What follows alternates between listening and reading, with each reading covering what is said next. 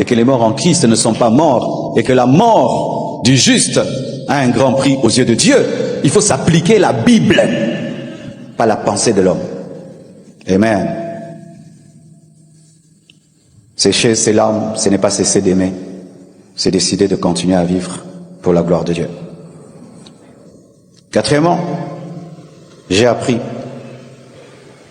que ça ne sert à rien, lorsque un malheur nous arrive, de demeurer dans les pourquoi. Pourquoi mon père est mort? Pourquoi ma mère est morte? Pourquoi on m'a fait ça? Pourquoi on m'a fait ça? Pourquoi on m'a fait ça? Mais il ne faut plus se poser cette question, qu'est-ce que Dieu veut m'enseigner? Il ne faut plus se poser la question, comment je peux vivre avec ça?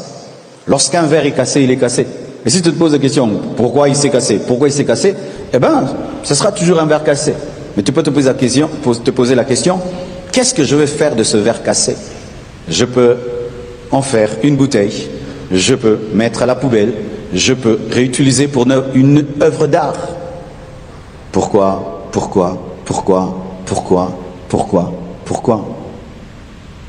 Non, dis plutôt, comment vivre sans elle?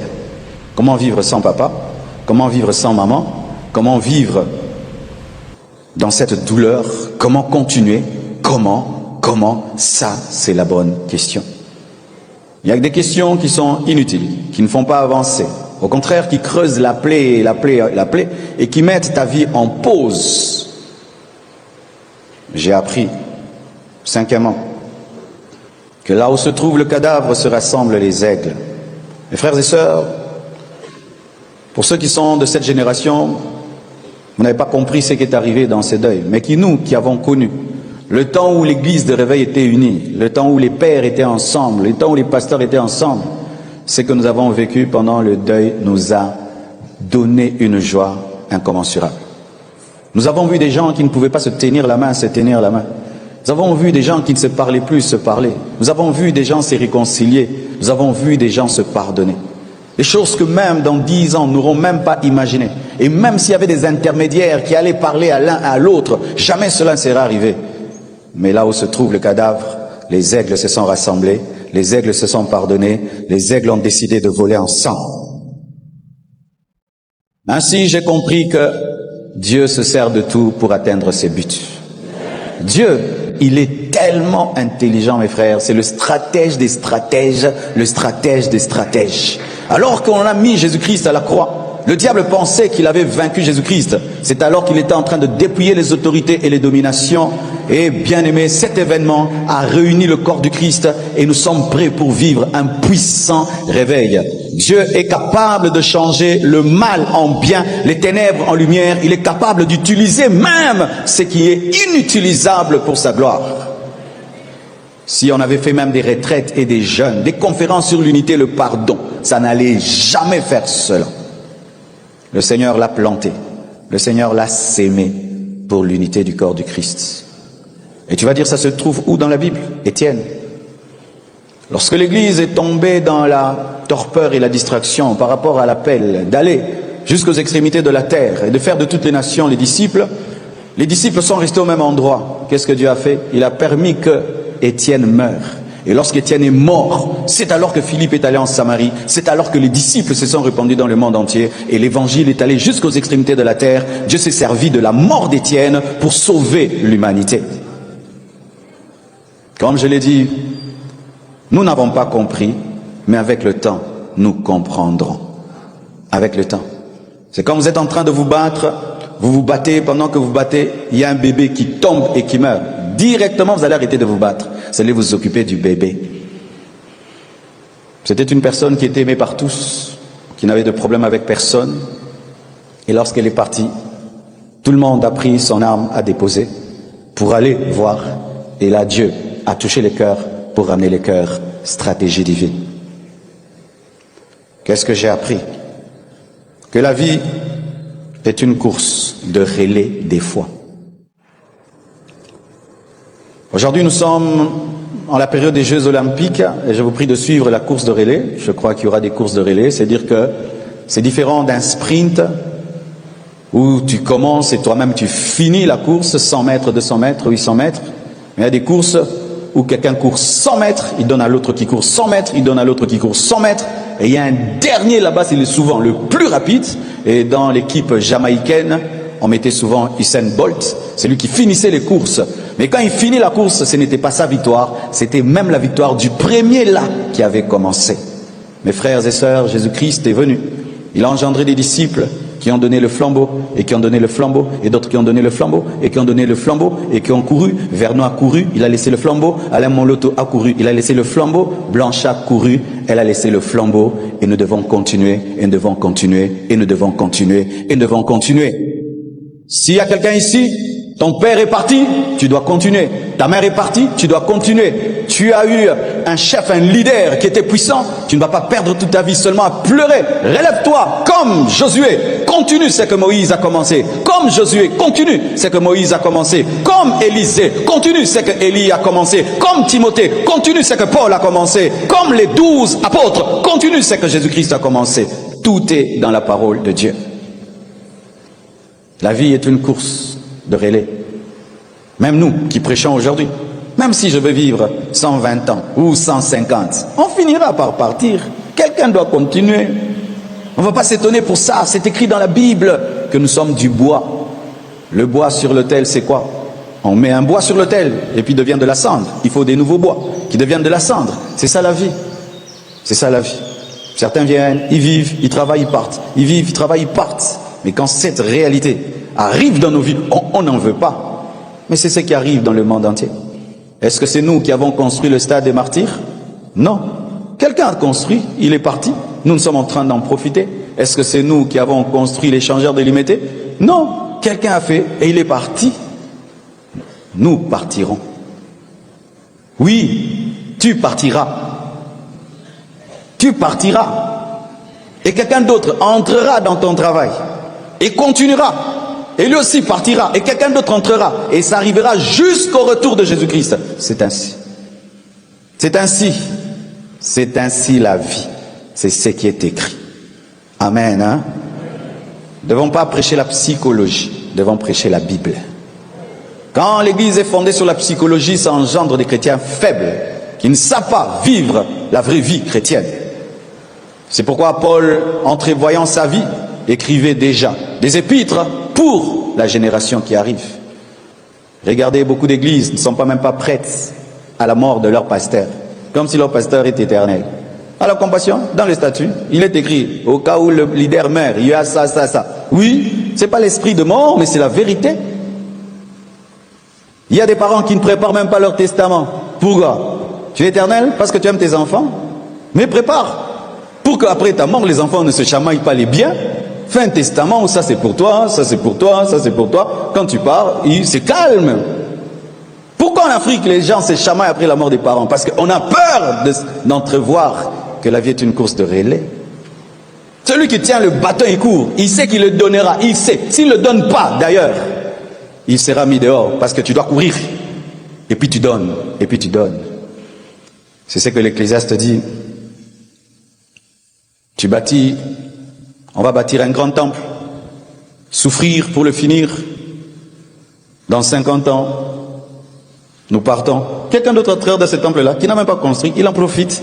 Et lui aussi, après, il partira, il va construire peut-être un hôpital, une université. Il part, quelqu'un entre dans l'université, il en profite, et puis lui, peut-être il va ajouter un quartier. Il part, l'autre. C'est ça la vie. Ne vous attachez à rien. Ne vous attachez à rien. Ne vous attachez à rien. Utilisez les choses sans vous attacher. Tu vas ta brosse à dents, tu es attaché à ta brosse à dents. Personne n'est attaché à sa brosse à dents. Aucun de nous. On l'utilise, on sait qu'on finira par la remplacer. Nous sommes des brosses à dents. Dieu t'utilise, il brosse ses dents avec toi, et puis après, il prend une autre. C'est ça la parole de Dieu. Qu'est-ce que j'ai encore appris? Que Dieu a toujours raison. Même si on ne comprend pas ce qu'il fait. Dieu a toujours raison. Est-ce que tu peux le dire avec moi? Encore? Même quand je ne comprends pas. Même quand je ne comprends pas. Un pasteur n'avait pas d'enfant. Il a dit à Dieu, comment Seigneur, moi je prie pour les autres, je n'ai pas d'enfant. Et Dieu ne donnait pas des enfants. Il a insisté, il a insisté. Il a quand même commencé à dire qu'il va arrêter le ministère parce que comment lui prêche aux autres mais n'a pas d'enfant, on va croire qu'il n'a pas la puissance et tout, et tout, et tout, et tout, et tout. Ok. Dieu lui donne un enfant. Cet enfant grandit. L'enfant là devient un voyou, un drogué. L'enfant là lui amène des problèmes dans sa vie au point où il tombe malade, il meurt. En soi, Dieu savait qu'il avait la grâce de le servir mais sans enfant. Quand il a forcé la main de Dieu, Dieu lui a donné ce qu'il a tué. Des fois, tu dis, Dieu, pourquoi je suis né au Congo? Peut-être que toi, aux États-Unis, tu ne serais pas chrétien. Seigneur, pourquoi tu ne me donnes pas beaucoup? Peut-être toi, beaucoup. Allez t'enorgueillir. Pourquoi, Seigneur, tu ne m'as pas créé très très beau? Parce que toi, si tu étais très très beau, tu serais un impudique. Pourquoi, Seigneur, tu ne m'as pas donné beaucoup de force? Parce que si toi, tu avais la force, tu allais être un voleur. Pourquoi, Seigneur, tu ne m'as pas mis dans telle famille? Parce que si tu étais dans cette famille, tu allais croire à ton père comme étant Jéhovah Jireh, tu n'allais pas développer la foi. Pourquoi, Seigneur, je suis né au Congo? Parce qu'au Congo, Dieu allait t'apprendre la Bénissez Dieu pour tout, bénissez Dieu pour tout, bénissez Dieu pour tout, bénissez Dieu pour tout, même pour ce que vous ne comprenez pas. Car ses voies sont insondables. Autant les cieux sont élevés au-dessus de la terre, autant les pensées de Dieu, ses voies, sont élevées au-dessus des nôtres. C'est écrit. C'est écrit. Alléluia. Lorsque Jésus-Christ mourait à la croix et que Marie était là en train de voir son fils mourir, sur le plan humain, quelle atrocité. Un jeune de 33 ans en train de mourir sur une croix. Qu'est-ce qu'il a fait? Il n'a jamais tué. Mais pour Dieu, c'était le salut de l'humanité. Alléluia. Je connais des veuves qui, après la mort de leur mari, sont devenues spirituelles. Je connais des veuves qui, après la mort de leur mari, sont devenues courageuses. Je connais des veuves qui, après la mort de leur mari, sont devenues des vraies servantes de Dieu. Dieu a plusieurs voies. C'est écrit dans la parole de Dieu au sujet de Anne. Lorsque son mari est parti, elle a consacré toute sa vie dans le jeûne et la prière. S'il n'était pas parti, elle n'allait jamais recevoir la prophétie sur Jésus. Toute chose concourt au bien de ceux qui aiment Dieu, même les mauvaises choses, même les choses douloureuses, pénibles, toute chose concourt au bien de ceux qui aiment Dieu. Même ce qui te fait pleurer, et pour ton bien. Septièmement, huitièmement, si je finis pas, je vais finir même dans... Je pourrais finir. Dieu, des fois, pour faire un nouveau vase, ne le modifie pas. Il le casse, il le jette par terre et il refait un autre vase. Des fois, pour Dieu, lorsqu'il veut te rebâtir, tu étais un vase, mettons, carré, il veut faire un vase circulaire, au lieu de modifier le vase carré, il prend le vase carré, il le jette par terre, brisé, et puis il le reprend. Il forme un autre vase qui est circulaire. Le brisement au travers de la souffrance. La transformation au travers de la souffrance. J'aimerais parler aux gens qui souffrent. Si ta souffrance ne te change pas, tu es un phénomène. Parce que même le chien, lorsqu'on le dresse par la souffrance. On lui montre, s'il fait caca partout, on prend son museau, hein, c'est ça? On met dans le caca puis on le tape un peu. Il apprend que caca c'est douleur, caca c'est douleur. Il apprend l'obéissance par la souffrance. Regarde les souffrances par lesquelles tu passes. Tu es le même homme. Rien ne te change. Même si Dieu te broie, tu ressuscites le même.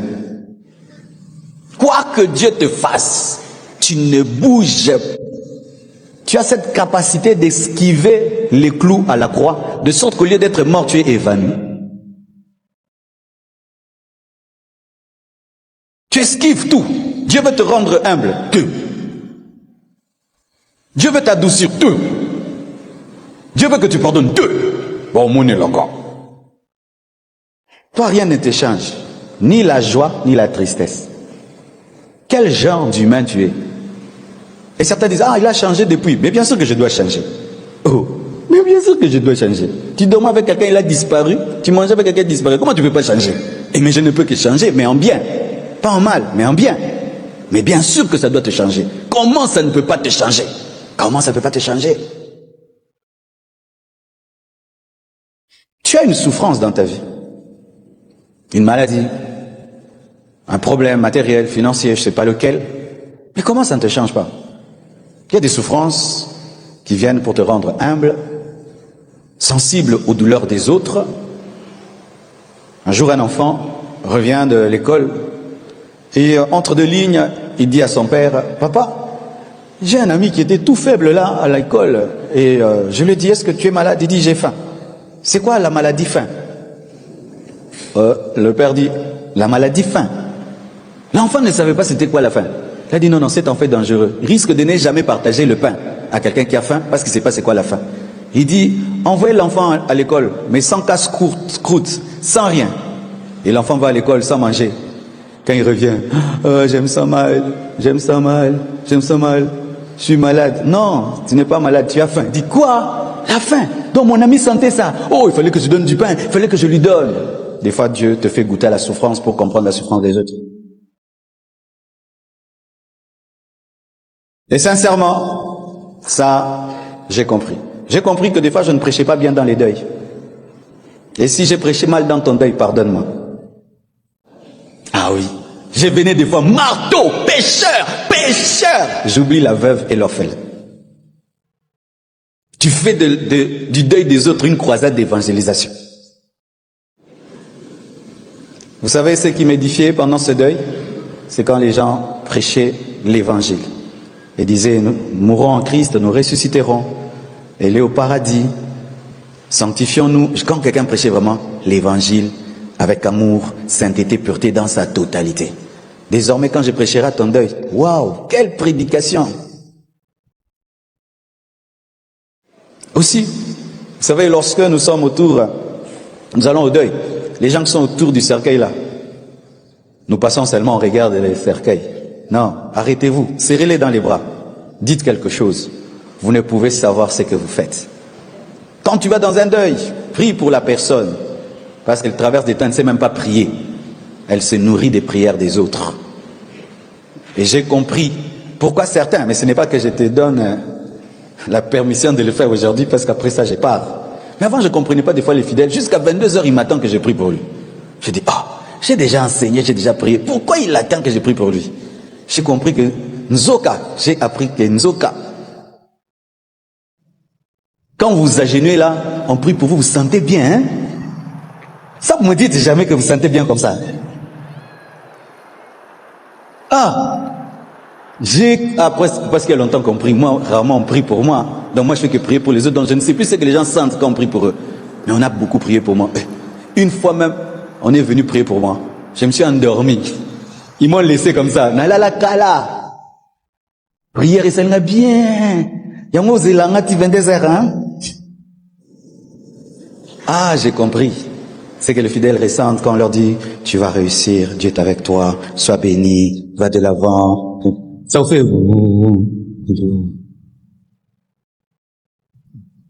Non, je prierai bien pour toi. Mais toi, malgré ta souffrance, tu es le même. Rabbi ne change pas. Rien ne t'adoucit, rien ne te rend sensible, rien. Malgré toutes les épreuves par lesquelles tu es passé dans ta vie, parce que d'autres c'est pire que moi que vous avez connu, vous avez perdu un frère, une sœur, plein de gens, mais vous êtes les mêmes. Comment? Le bistouri de Dieu ne t'a pas taillé. Parce que tu as passé trop de temps à pleurer au lieu de lire le cahier de Dieu pour comprendre ses leçons. Quand Dieu te fait passer par la souffrance, ouvre tes yeux, tes oreilles, apprends, relève-toi, change, deviens un autre homme, un meilleur homme, une meilleure version de toi-même. Acclamons le Seigneur.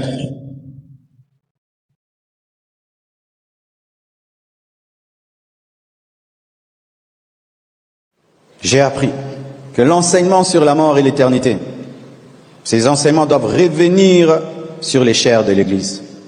Je me suis rendu compte que les chrétiens disent qu'ils sont chrétiens, mais beaucoup ne sont pas fondés sur la doctrine de la mort et de l'éternité. Ils chantent à l'église, ils dansent, mais la doctrine sur la mort, la résurrection et l'éternité n'est pas saisie. Pourquoi? Parce que la plupart, vous ne venez à l'église que dimanche. Vous ne venez pas aux études bibliques. Les églises sont remplies de gens qui prient beaucoup et qui vont dimanche, mais qui ne viennent pas aux études bibliques.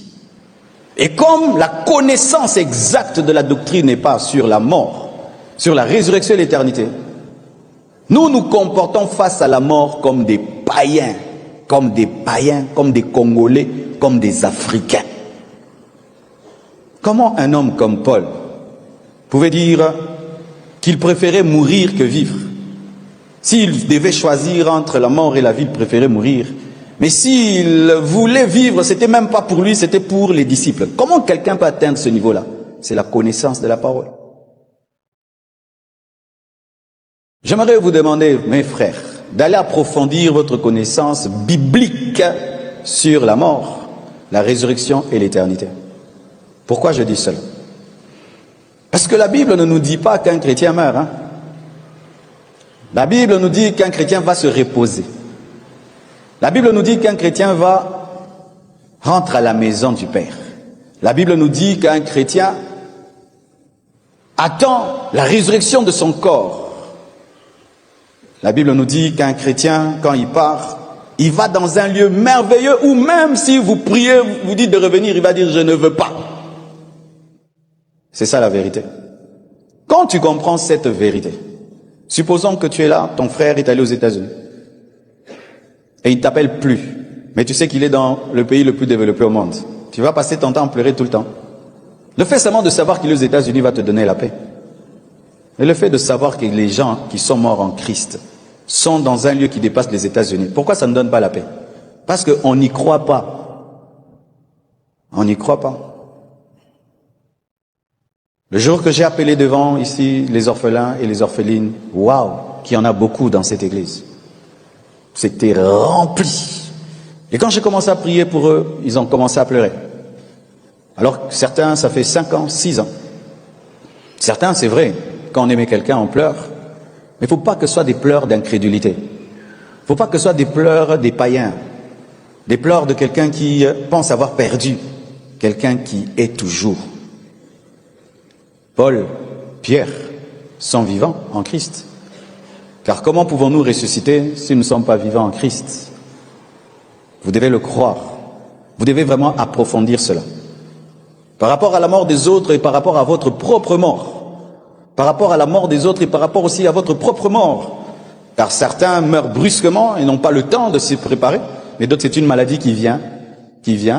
Et tu sens que cette maladie va m'emporter. Tu sens vraiment que Dieu ne me guérira pas, je vais partir.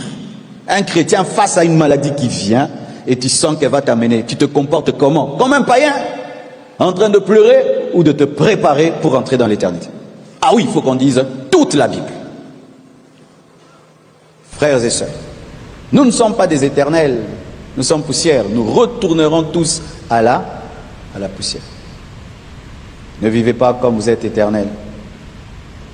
C'est pourquoi, chers prédicateurs, prêchons à nouveau l'éternité.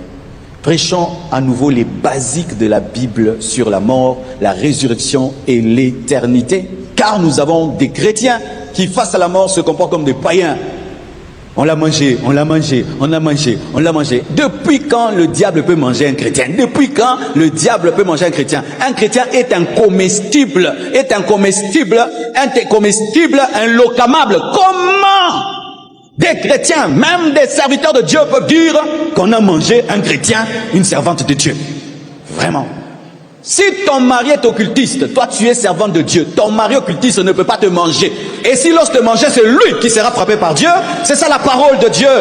La Bible nous dit que l'arche était dans la maison de Dagon, mais Dagon n'a rien fait à l'arche. La Bible nous dit que celui qui est en nous est plus fort que celui qui est dans le monde. La Bible nous dit que personne ne peut maudire celui que Dieu a béni. La Bible nous dit que toute âme forgée contre nous sera nulle et sans effet. C'est ça la parole de Dieu. On ne peut pas bouffer un chrétien. On ne peut pas bouffer un chrétien. On ne peut pas bouffer un chrétien. Des chrétiens qui cherchent toujours, on a bouffé qui? Alors que la Bible nous a déjà bouffé. Tu es poussière, tu retourneras à la poussière. Bouffé déjà avant.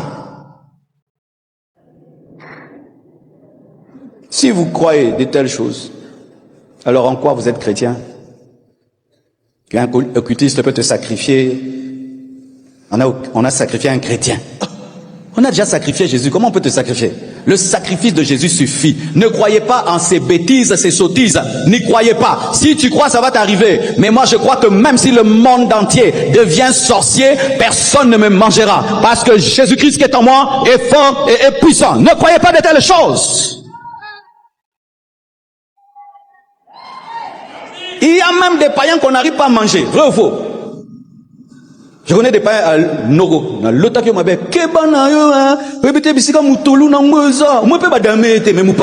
mais toi, tu n'as pas besoin d'un moutolou. Tu as la croix de Jésus-Christ. Tu as le sang de Jésus-Christ. Tu as le tombeau vide de Jésus-Christ. Ton nom est écrit dans le livre de vie. Dieu a un plan pour ta vie. Et personne ne peut arrêter avant le temps de Dieu. C'est que Dieu a dit que tu seras. Personne ne peut stopper le plan de Dieu. Personne ne peut arrêter le plan de Dieu. Dire cela, c'est dire que Satan est plus fort que Dieu. Alors que la Bible nous dit que Dieu est le tout-puissant. Tout-puissant. Tout-puissant. Tout-puissant, tout-puissant. Ça, c'est l'évangile africain. Des chrétiens bouffés. Des chrétiens bouffés. Quel manque de puissance et de foi. Lorsque même quelqu'un se convertit aujourd'hui, le diable en personne ne peut rien lui faire. Le diable en personne ne peut rien faire à un bébé spirituel d'un jour. Et une servante de Dieu, vous croyez des choses pareilles. Frères et sœurs, lisez la Bible, croyez la Bible. Arrêtez de croire TikTok et YouTube. Croyez la parole. Chrétiens modernes, allez relire la Bible. Vous ne lisez plus la Bible, vous êtes tout le temps sur Internet. Tout le temps sur Internet, c'est pourquoi vous avez la foi Internet. Allez lire la Bible. La Bible vous manque dans les cœurs et les pensées de beaucoup de chrétiens, de sorte que nous sommes devenus des chrétiens remplis d'incrédulité, de doute, et nous croyons des choses que la Bible ne croit pas. Terminons. J'ai appris une chose, et c'est 10e, je crois. 10e, hein? Ok, je vais m'arrêter à 10. La communion fraternelle et l'amour de la famille, des amis, sont un bouclier contre la dépression. Et seul l'amour peut combler le vide laissé par l'amour. Mes frères et sœurs, pendant cette épreuve, j'ai vécu l'amour de mes parents, mon père, ma mère, mes frères et sœurs, mes amis, l'église. C'était un bouclier pour moi. J'ai vu le pasteur Timothée quitter Kinshasa, aller jusqu'à Barcelone avec moi pendant une semaine, seulement pour me faire rire. Il finit, le couple Manzambi vient, une semaine, 3-4 jours avec moi, seulement pour que je rie. Après, le prophète Jérémie vient à Barcelone, il quitte Kinshasa, seulement pour être avec moi, que je ris. Quel amour! J'ai vu les enfants du pasteur Ivan Castano quitter Paris, venir à Barcelone, passer 2 jours avec les enfants pour qu'ils rient. Je me suis rendu compte que je suis un homme béni.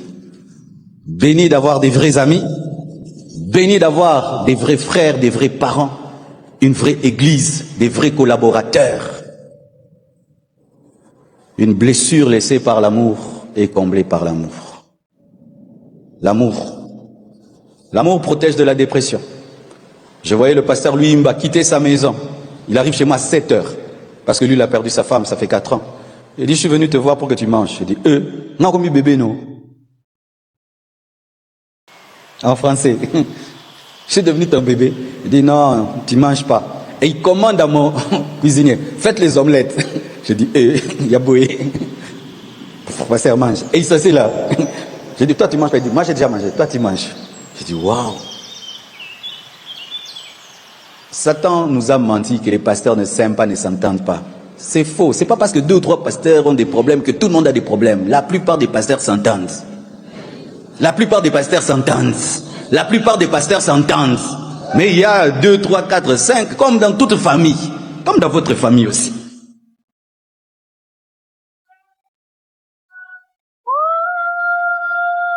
Comme dans votre famille, il y a toujours un là. Mais est-ce que ça fait que toute votre famille, vous ne vous entendez pas? Mais souvent, ceux qui ne s'entendent pas, ça crie plus que ceux qui s'entendent. L'amour. Aimez les gens. Et laissez-vous aimer. Donnez de l'amour et laissez les gens vous donner de l'amour dans les moments difficiles. Vous en sortirez très vite. Et je peux témoigner que ce qui m'a guéri le plus vite que possible, c'est l'amour. L'amour. Je n'ai jamais senti autant d'amour dans ma vie. Et je ne peux même pas citer tous ceux qui ont Vraiment, c'est extraordinaire. C'est très extraordinaire. C'est quand je comprends que quand la Bible dit que Dieu est amour. Dieu est amour. Dieu nous donne des amis pour nous préparer à une épreuve. Dieu nous donne une famille pour nous préparer à une épreuve. Vous qui avez jeté vos amis, vous qui avez jeté les membres de vos familles, vous avez commis une grave erreur. C'est pourquoi la compassion, nous prêchons la famille. Ta famille. Où est ta famille? Où est ton père? Où est ta mère? Où sont tes frères et sœurs? Baksa Bango. Bon, moi, je peux toi, t'as pas d'amis dans cette église, hein?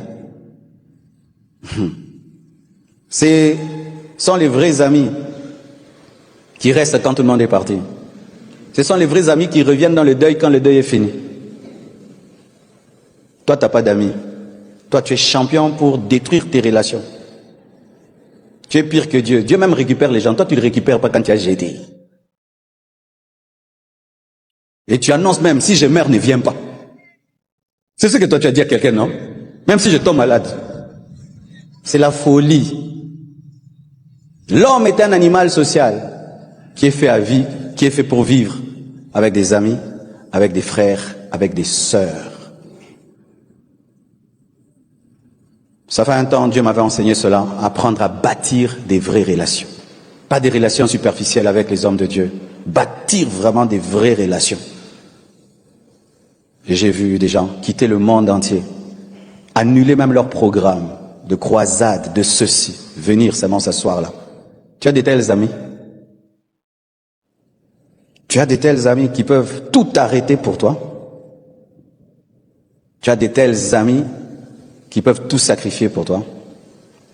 Vous prêchez la Bible et l'amitié pour Dieu et le Saint-Esprit ne vous empêche pas de bâtir des relations. Un homme qui bâtit des relations devient puissant. Un homme qui bâtit les relations devient fort. En conclusion, il y a combien de mariés ici? Balancez les bras. Aux mariés, voici ce que je vous dis.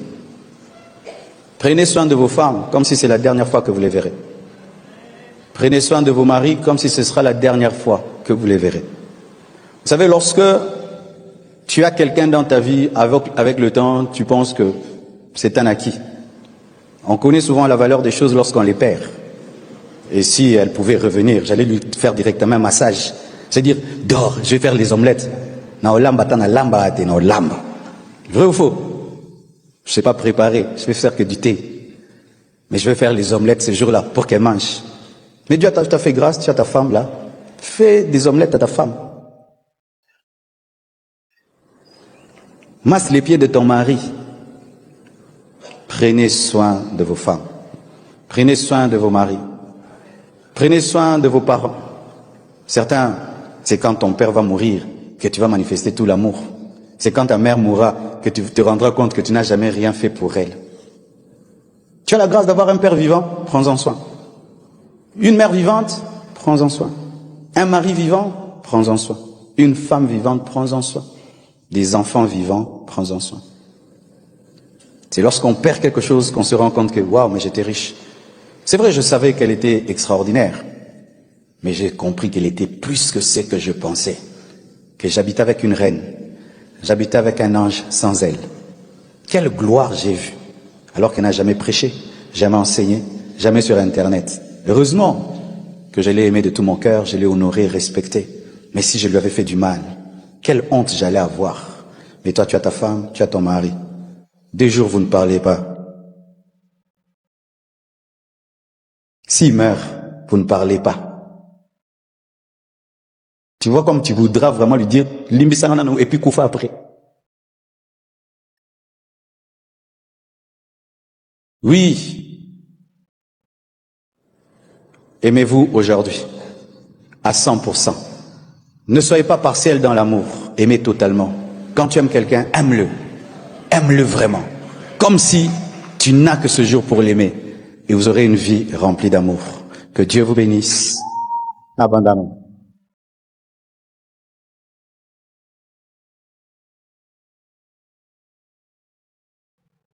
Prions le Seigneur.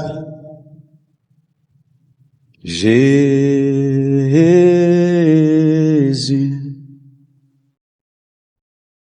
Je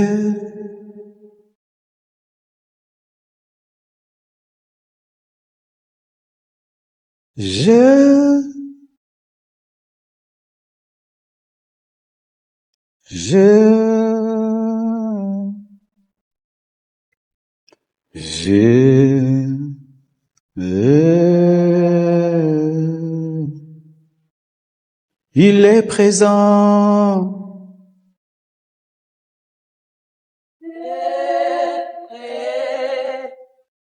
Il est présent.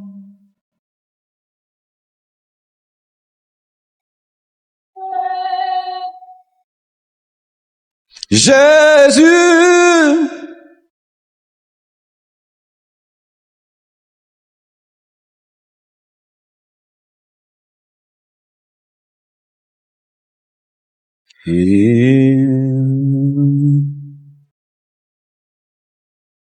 Est-ce qu'il y a des gens qui veulent donner leur vie à Jésus ce matin? Tu veux préparer ton éternité en Christ? Approchez-vous, nous allons prier pour vous. Et si tu me suis sur Internet, dehors ou de l'autre côté dans le site 1, approche-toi. Viens. Aujourd'hui, c'est le jour de ton salut. Aujourd'hui, c'est le jour de ton salut. Aujourd'hui, c'est le jour de ton salut. Aujourd'hui, c'est le jour de ton salut.